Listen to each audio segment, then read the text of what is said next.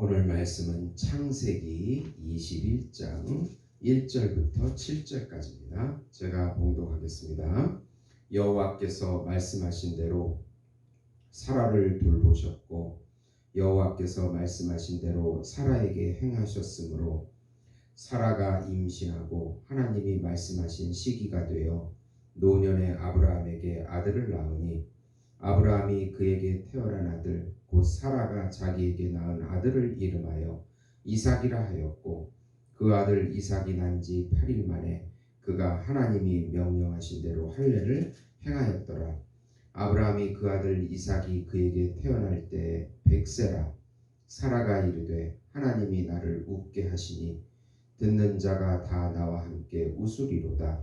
또 이르되 사라가 자식들을 젖먹이겠다고 누가 아브라함에게 말하였으리오마는 아브라함의 노경에 내가 아들을 낳았도다 하니라. 아멘.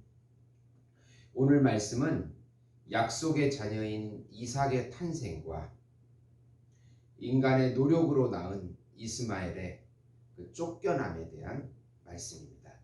사랑하는 성도 여러분, 복음은 기쁜 소식입니다. 왜 복음이 우리에게 기쁜 소식이 됩니까?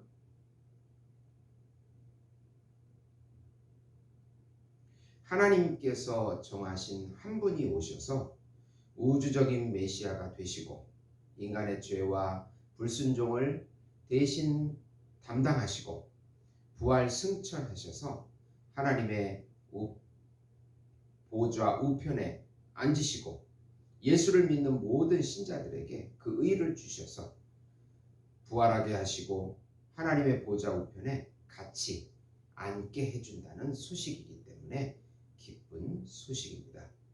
예수님께서 거룩한 영으로 우리 안에 임재하셔서 예수님이 거하시는 성전이 되게 하시고 예수님의 영생과 사랑과 그 이름을 우리를 통해 열방에 나타나게 해주시겠다는 소식이기 때문에 기쁜 소식입니다. 하나님의 나라를 우리 마음에서부터 지금 여기에서부터 누리게 해주신다는 소식이기 때문에 기쁜 소식입니다. 이 복음을 마음껏 믿음으로 누리시는 성도 여러분이 되시기를 예수님의 이름으로 축원드립니다.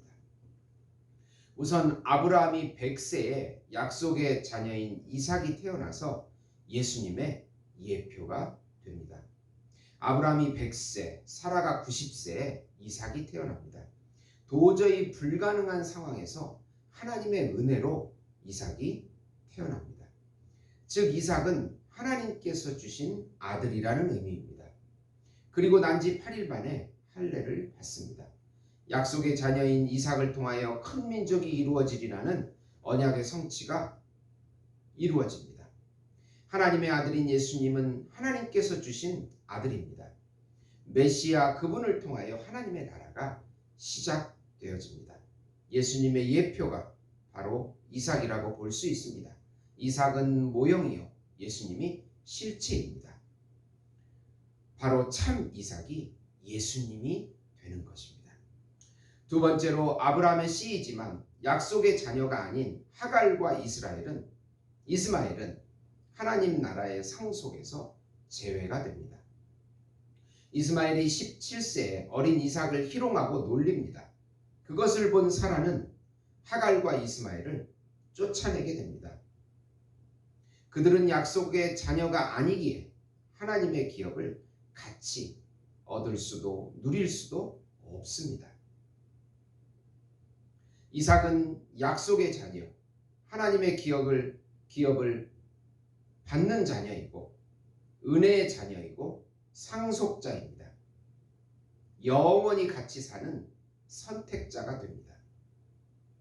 이스마엘은 인간의 자녀고 하나님의 기업을 받지 못하고 율법의 종이며 외인이고 영원히 떠나서 살아야 할 자인 불택자를 의미한다고 볼 수 있습니다.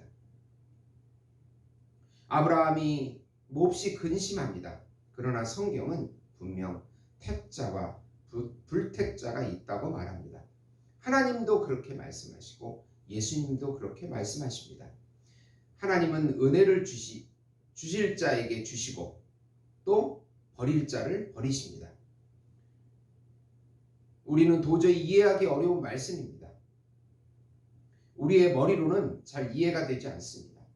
하나님은 모든 사람이 회개하고 돌아오기를 원하시지만 구원의 은혜를 모든 사람에게 다 주시지는 않는다는 의미입니다. 어떤 사람은 믿을 것 같은데 절대로 믿지 않습니다. 또 어떤 사람은 우리가 보기에 믿지 않을 것 같은데 교회에 와서 믿음을 가집니다.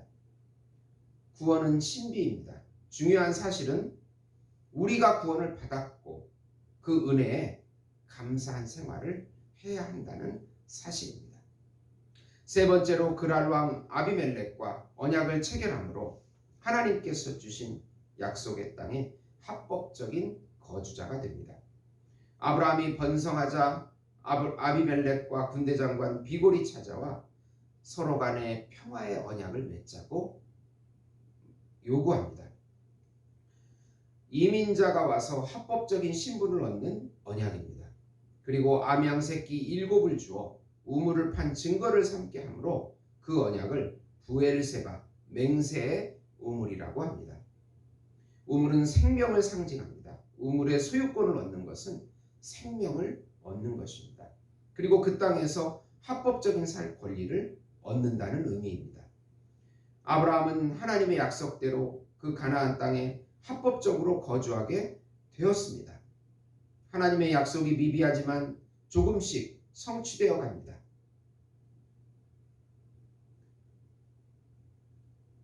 우리도 작지만 나를 향한 하나님의 은혜가 성취됨을 믿고 한 걸음씩 한 걸음씩 믿음의 전진을 해야 합니다.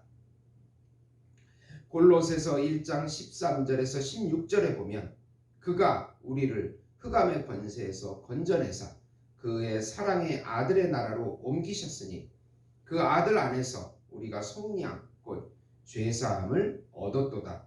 그는 보이지 아니하는 하나님의 형상이요 모든 피조물보다 먼저 나신 자니 만물이 그에게서 창조되되 하늘과 땅에서 보이는 것들과 보이지 않는 것들과 혹은 왕권들이나 주권들이나 통치자들이나 권세들이나 만물이 다 그로 말미암고 그를 위하여 창조되었다고 말씀하고 있습니다.